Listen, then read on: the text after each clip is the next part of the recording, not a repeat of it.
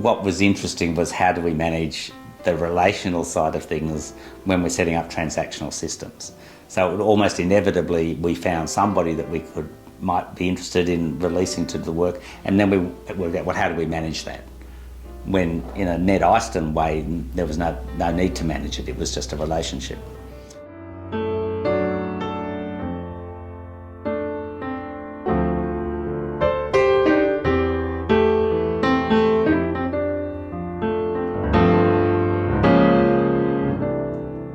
Hello, I'm David Salomon and you're listening to the SDN podcast. In this series I sit down with board members of the NED Foundation, the parent organisation for the Social Developers Network. I caught up with David Crew, manager of the Arca Indigenous Knowledge Centre, when I last visited Deniliquin to record cultural and community stories, including the River Rangers' work in the Wirai Forest wetlands, a language revitalisation program, and much more. Check the links in the description for more on these. But today I'm talking with David about his involvement in the NED Foundation and the SDN. Regular listeners will already have heard of Ned Iceton, a doctor and educator who had a vision for making a difference in the world through a particular approach to community development. His work started in the early 1970s and eventually became the Social Developers Network and his legacy organisation, the NED Foundation. This series gives an insight into a unique and sustainable approach to community development. Here's David.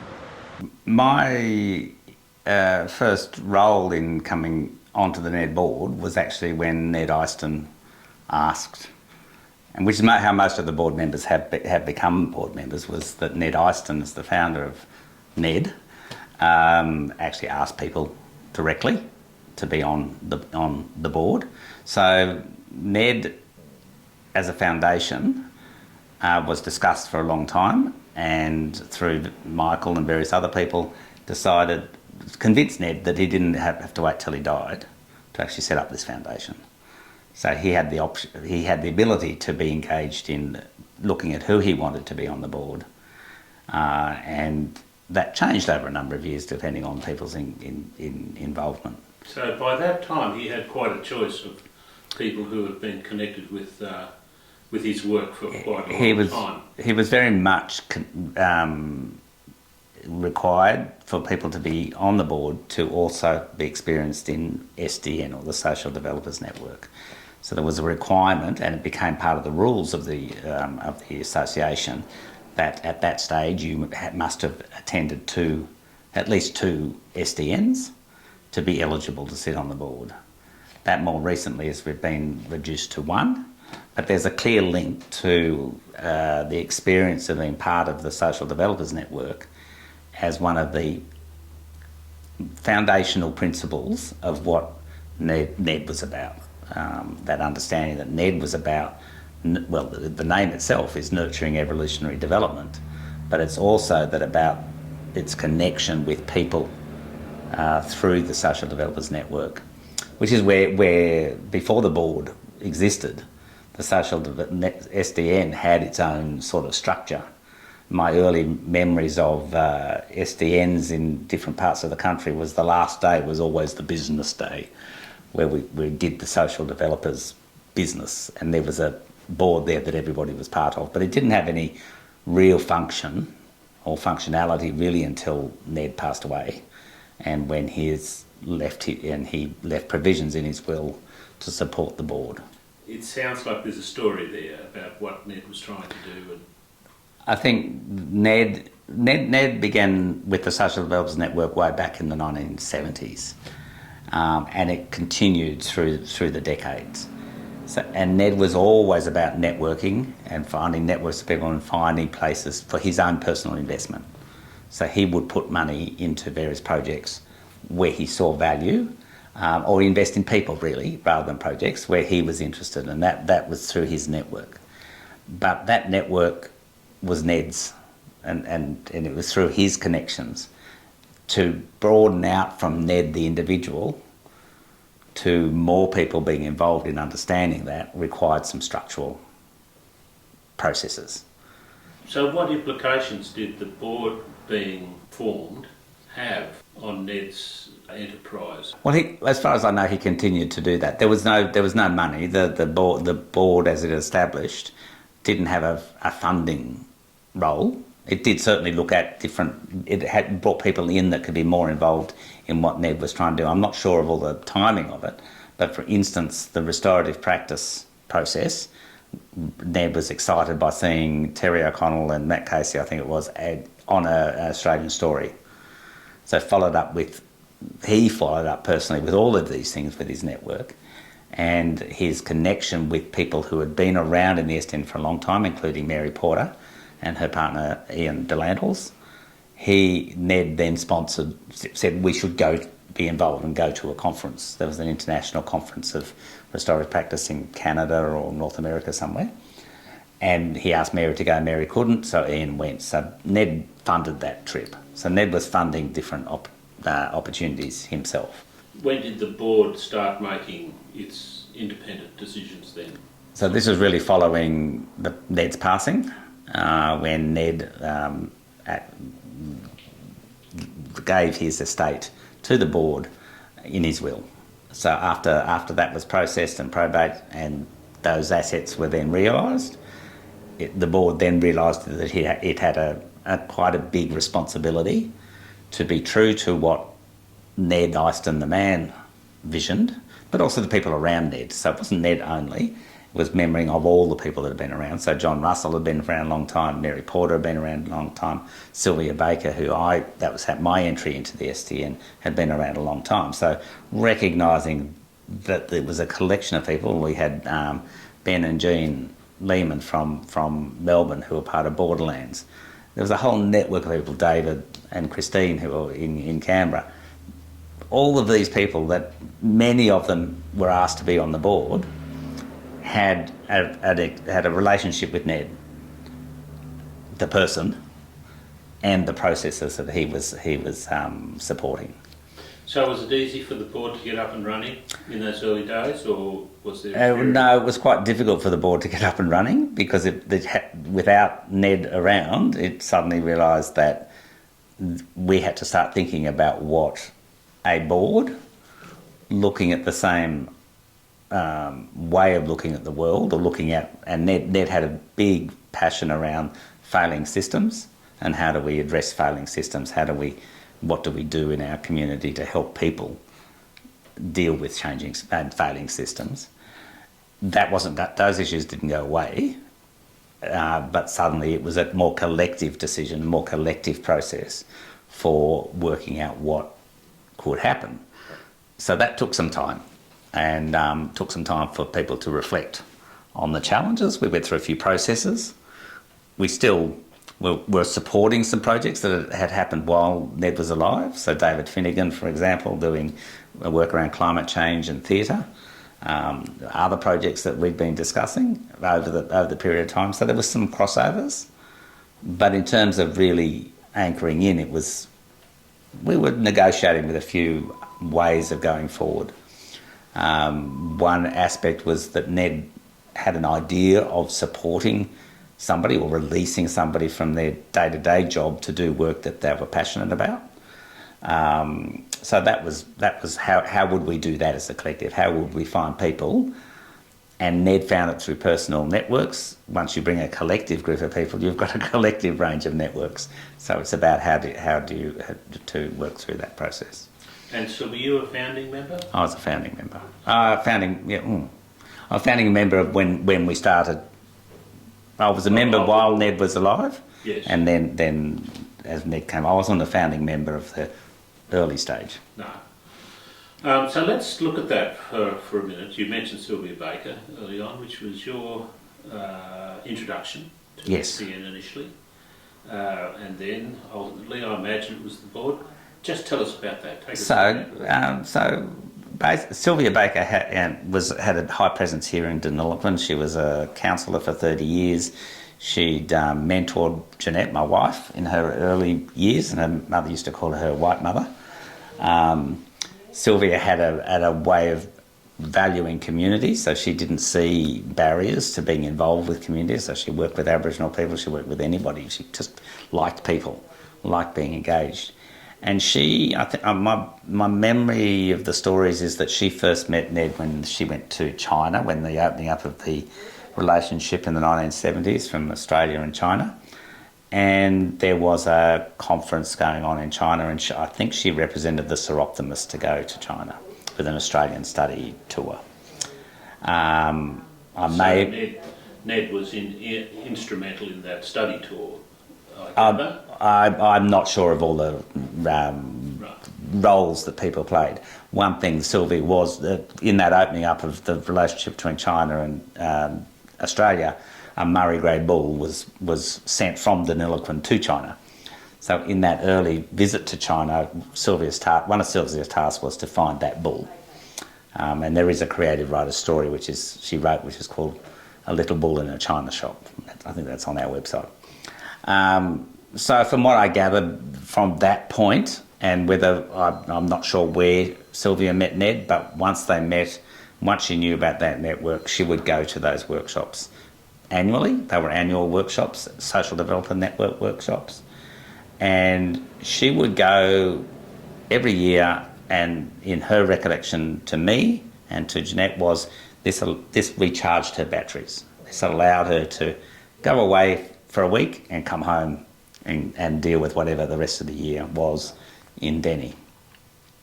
Her daughter Roberta reflects that was the thing that her mother went to, basically. Now, probably we came back to Deniliquin in around about 2000 and re-engaged, of course, with community. And Sylvia was starting to find those annual trips, quite difficult to manage on her own. So the very first ones I took were to Armidale. Now, I grew up in Armidale. My father was a contemporary of Ned Iceton's, so I had a knowledge of Ned Iceton in our space. And then we had so my father were in the same same university department. Ultimately, my mother and Ned sat on a committee together, and my mother actually wrote Ned's will. So it was all very much a family connection. So I would drive Sylvia to Uralla, where the workshops were, and I'd go and stay with Mum and Dad and see my family. And then gradually she'd say, well, why don't you stay? So then I stayed at the workshop and got engaged, part of it. And I think the very first workshop I actually attended was the one that's written in the Networker. So sometimes I look at that and reflect, that was my first workshop, what did I say at that space? And then it became a regular thing that I would drive Sylvia to wherever the SDNs were, and she was getting older, but we held a number of regional workshops. We had a workshop in Bendigo, we had a workshop in Deniliquin. And then after Sylvia passed away, then I was well entrenched in going to the network meetings. So it also became for me a release to go to somewhere where I could genuinely share ideas and my reality where people I could be seen and heard, and take it just for that, and then come back and deal with the reality that I had to live with back in the work we were doing in Deniliquin. And it seems in reading it that there was something quite different that you found here that you hadn't found before. Tell us about that. Well, it was quite challenging in many ways. Like, I hadn't been asked to stay. Beth Basnett was there, and I love Beth. I love the way she asked deep questions. But that was the first time I'd been asked to go and have a conversation with the tree. That was quite challenging.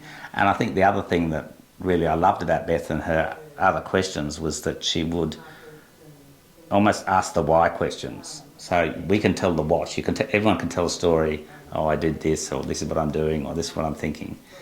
So Beth would ask the why question. So she would ask, why are you doing it? Not what you're doing. What you're doing is interesting, but why is it you? What are you bringing to it? What's your person? What as a person are you bringing into it?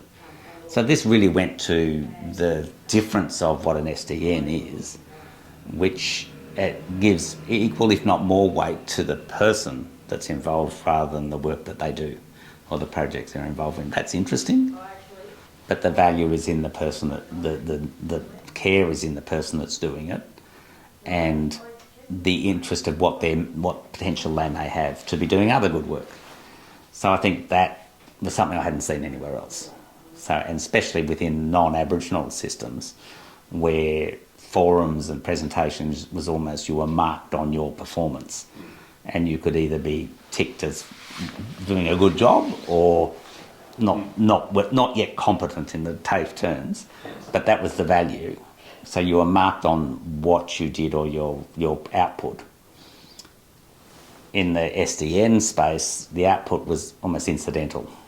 It was what the essence of the person that could be valued and understood, and the opportunity to explore what they needed to explore. And I don't know if there's many places that can do that. So how did that fit into the NED board's deliberations then? Well, early on the board, when certainly when it had financial capacity, was looking at following up some similar processes but through a structure. So one of the elements was this, finding someone that could be released to do some work of their choosing, that we could provide resources to support them to live through that. Another was that we would find projects through the network, projects that we could support. So we started a small grants program, working with Borderlands, who we had a relationship with, to actually manage that small grant program. So that gave us some operational things to do. What was interesting was, how do we manage the relational side of things when we're setting up transactional systems? So it almost inevitably, we found somebody that we might be interested in releasing to the work, and then we worked out, how do we manage that? When in a Ned Iceton way, there was no need to manage it, it was just a relationship. But we have a structure, and we have to report the use of money, and we have to report back to the ACNC, and we have to do tax reports and various other things. So we have to do it, we have to work within a transactional system. So that struggle, that element of just freeing someone up and just being free to let that happen, has been difficult to do. And I think we're also in a change system. So when Ned was working through the 70s and 80s and 90s, there was a very different world of investment in Australia, and certainly a very different world of community capacity. I was just going to say, so much of now is those ideas that Ned was supporting are funded now. Things like community gardens, various other things, they're resourced now that they weren't then. So sometimes it can be quite hard to find where is that opportunity to release someone to do work that they're free to do it. Often they're very busy people, or they're already well anchored in whatever they're doing. The grants program was seemingly easier to manage. So it was like developing a grant forms, and we spent a long time looking at forms. But even at that end, it became not quite meeting the mark. So while we could be a small granting organisation, we could give out up to $10,000. As soon as the word 10,000 was mentioned, then suddenly all projects cost $10,000, regardless of what the project is. It became, at the early stages, it was a requirement that anybody that we gave money to had to come to an SDN, and that was really hard when we were casting the net further and putting it out there. We could be funding a bike ride in Central Australia, or a research project somewhere, or this or that, or one. It was such a scattergun idea that it was just there for whatever. And this was the problem of defining what an SDN is or what a NED is. It was like, well, we're everything. Well, if you're everything, it can be just so amorphous that you can't hold on to it. And I think that's where the granting program happened. The board then moved away from the idea of using the word grant at all. So it's simply not, we're trying to take that out of language. So this is about investment, this is about relationships, this is about travelling along with people. And that is a step, I think, probably closer to what Ned Iceton himself would have supported.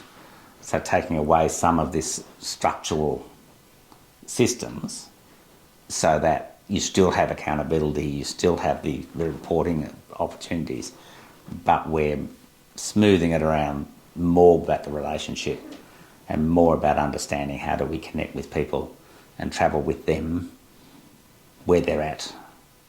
And that means that we're not always going to have an outcome for a whole range of reasons, but that's really not what we're looking for. We're looking for how we're working with people.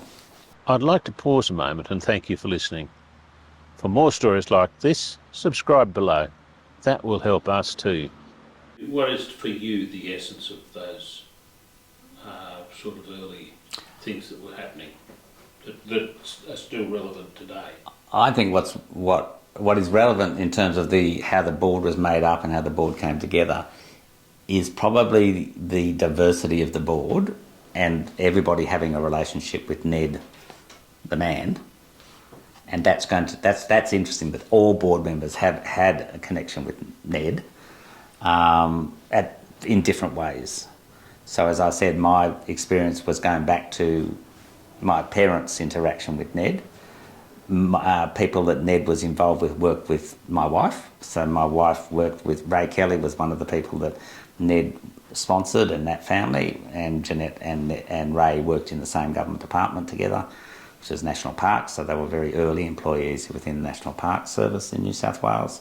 So we had a personal relationship with other people associated with Ned over that period of time. And I think, and I can talk from my experience of coming from Armidale, the same place, knowing those same people because of my relationship with Jeanette and working through from the late 70s over the next period of time and my experience working in communities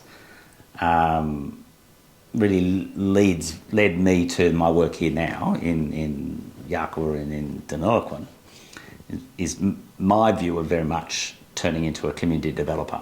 Now, my father was a community developer, Ned was a community developer, however, they might have had different methods of doing it. And I imagine they probably had some quite interesting conversations about the different methods, but clearly they respected each other because of their later relationship after they were all retired. Other members of the board equally have a wealth of experience in their own personal space, with John Russell's going back to the 1960s and to the formation of, which he talks about a lot, of talking about the beginnings of the Aboriginal Legal Service and the Aboriginal Medical Service in Sydney. He then worked for the Australian Assistance Fund. That was 1972. That was Gough Whitlam. One of those funds that were invested was here in Deniliquin, which is a connection with Sylvia. So there's when you look, you find all these interconnecting points. You've got Mary in her work and in as a nurse, but then later as a member of Parliament in ACT. You've got David in his work with the UN and being in his work as a mediation world. You've got Kath in her community development work that she was doing up in the border region with Queensland, and she met Ned through a workshop in Armidale. Michael and Damien were both working with Ned on Ned's investments and Ned's way that he was handling his personal work. So all board members have a wealth of experience of their own, and this is a board that brings a collective wisdom, if you like, of people bringing that with them. So it's not a board where you leave all of your own personal understandings and experiences at the door. It's that you're bringing them and you're respecting other people's doing the same thing. So to ask a question along that same vein, what's the purpose of NED? The purpose of NED itself, I think, probably still goes back to finding the gaps, finding the people in the community that are trying to change their world for a better world, trying to work with their communities that they're in to create a better space. It's Probably it used to be very much a isolated process. I think we've seen a change more recently where we do see governments also wanting to invest in that space. And the big role, I think, is actually helping communities work out what resources they need. I'm conscious of the fact in my community development work that just investing money can cause harm rather than good. It can create burdens rather than freedom. And without proper mapping or guidance or thinking about where a community is at, there's a high risk of that, of both causing harm and creating burdens. And we have seen that within some of the places that we're invested. When I look at other terms like philanthropic investments, I can see more controls entering into the philanthropic world, whether the philanthropists want to control the day-to-day where their money's going. I think NED has a point of difference that's not that's not the place we need to be in. But the other thing that we see is that there are significant resources within government and philanthropic systems. How can NED help to map out that space to see where the other investments can be? So being conscious of the fact that there is other philanthropists and other funding streams from governments, how do we help prepare communities and places to receive that at the right time? And sometimes in the right order. So just as in my experience here in Denny, this work has taken over 20 years to get to where we are now. The investments I'm looking for now is very different than what I was looking for 10 or 20 years ago. And if I had the investments 20 years ago that I got now, we would not have been able to use it wisely. So I think that lesson of my own experience has helped to say we need to put up some careful processes so that we're respecting people along the way. So this NED board is very broad in its skills. You know, the sort of things that different people bring to it, they're very diverse. And I think while it was all being processed through Ned's head, it probably sort of gelled into a sort of a fairly organic sort of... So the formation of the NED board was very organic. It was certainly with relationships with Ned Iceton. I think he did value the people he was asking, so it was a personal invitation to be on the board, and people valued that he had asked us to be on the board. And I think that's the nurturing bit, and I think there's a responsibility that we all feel as board members that we have been asked to be part of this. And so going out from there, this is something I'm curious about. How do such a wealth of knowledge and experience get applied in practice through the NED board? I think that's a work in progress in some ways. We do a lot of reflection, do a lot of thinking, and do a lot of serious thinking about what we're doing, where our investments are, what we're looking at. I mean, not investments to get money. I mean, Damien looks at that very ethically. We have an ethical framework about investing money, but like to get a return, but investing in communities to get a return that the communities are actually looking for. I think we've got some really good examples of seed funding of things that works. So allowing that to happen, working in having people connected, so all people have their own network, as we talked about before. So what comes in from that network that everybody can support. So whether that's something that Mary can bring to the table and say she's found. So David Finnegan was a relationship that she had that was brought to the board and that was supported. Other board members have found early on. Other board members found things that they thought were valuable and brought those to the board. And then the board has accepted that was something that was fed there. We've had initiatives that have come out of SDNs for whatever reason that seemed to be something that was worthy of an investment to see where it could go. So what could that idea that came out in SDN then, if there was follow-up, what would that follow-up look like? I think we moved structurally to think about how the board brought some more recognition of the areas that it was really focusing on. That's led to a much more focus on carrying on the process of recognising restorative practice as an emerging approach to helping people deal with conflict and deal with the issues they've got to deal with. So I think that became specialised in a way, that we're specialising our work in that area. And then this other area that is not so directed in terms of restorative practice, but is very much directed to an SDN ethos of supporting people and people in the processes they're doing. So we have started to bring the wealth of interest and knowledge from the board into areas where the board is wanting to invest their time, because it's a significant amount of time that people put into this. It's both emotional time and intellectual time, and it's a nurturing process. So the board itself is nurturing itself to help people put time into things that drive their passions as well. So board members are like a portal into the NED space, as it were? I would say definitely that's a bit of a portal. So the NED board works as a portal into what was, but it's equally got its focus on what might be. So it really is a future-focused approach, and not ignoring the issues that were important about failing systems.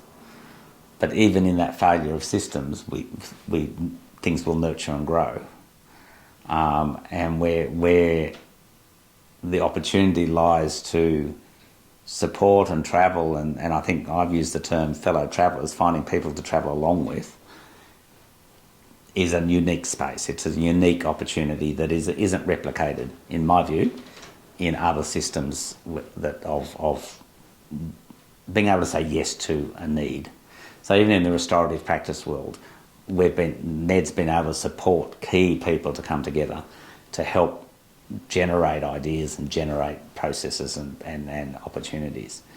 That's a great privilege, to be able to have the opportunity to be flexible and reactive into some aspects, that we can react to an opportunity much faster than many other systems can.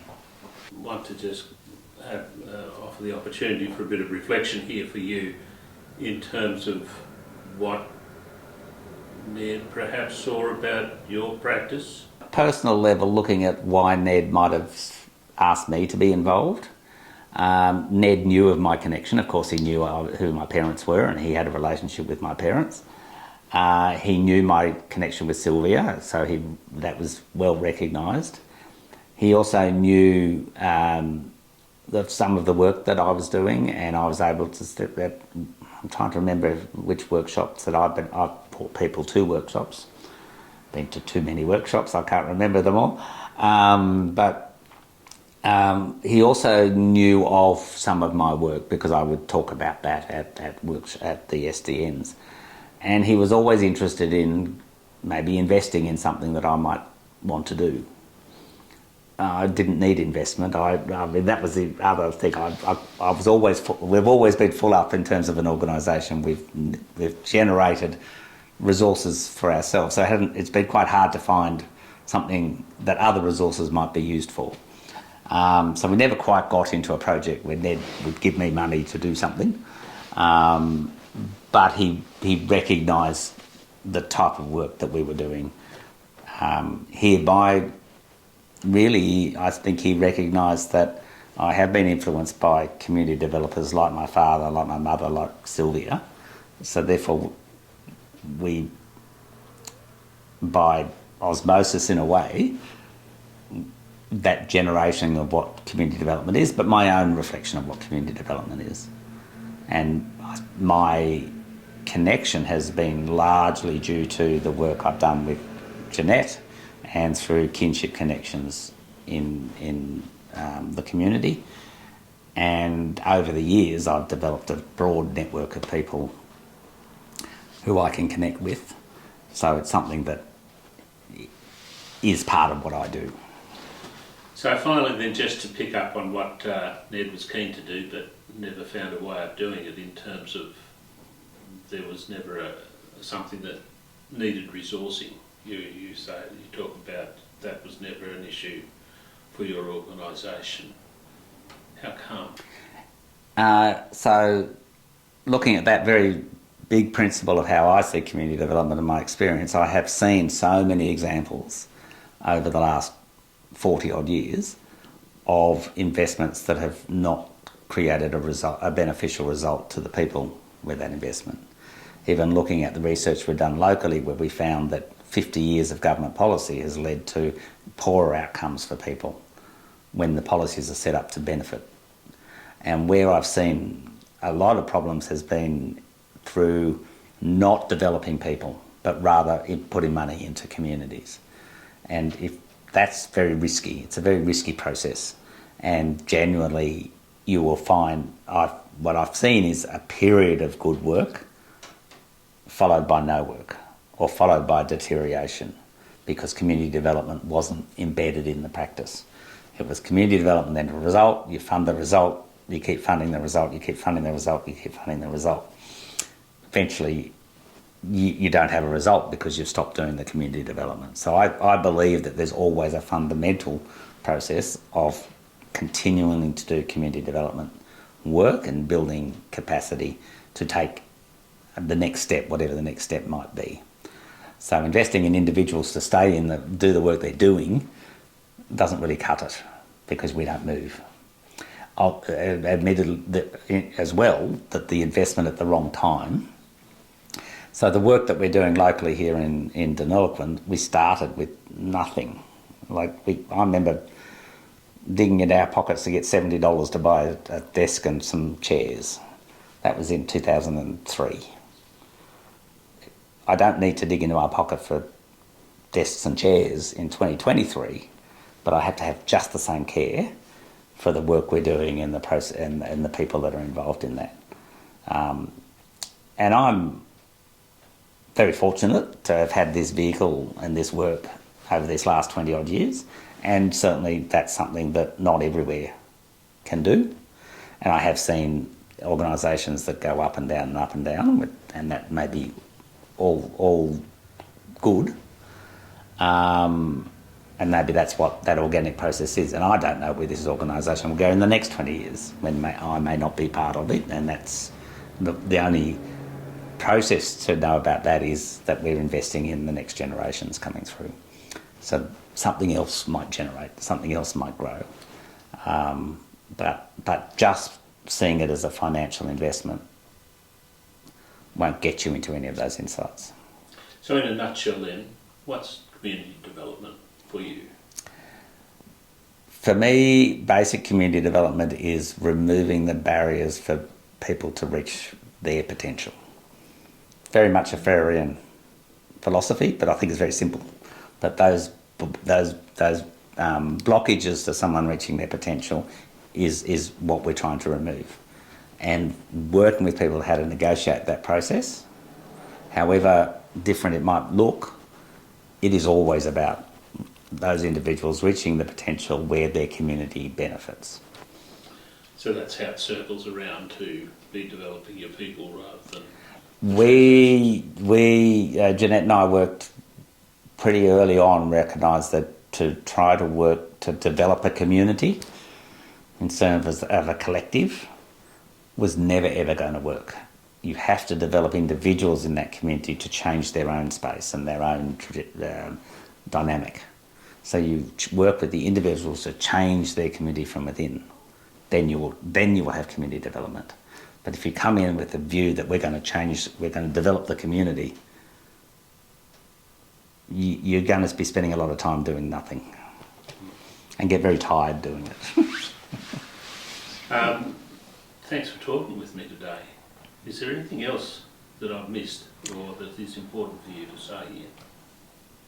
I think it's important to recognise that everybody has a backstory, every person has a backstory, and the value that we've got within the NED board is all of those backstories coming together.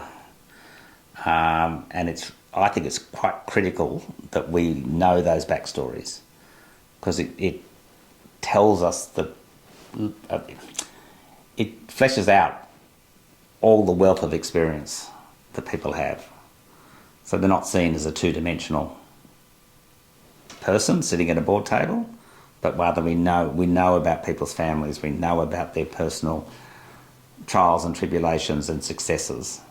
We're interested in that. So when people are going through difficult times, there's always a reaching out to see how people are travelling and what's going on. I think it's a value-driven process, and so it should be. Thanks for talking with me today, Dave. Okay. The NED form of community development is a holistic approach, focusing on relationships rather than projects alone.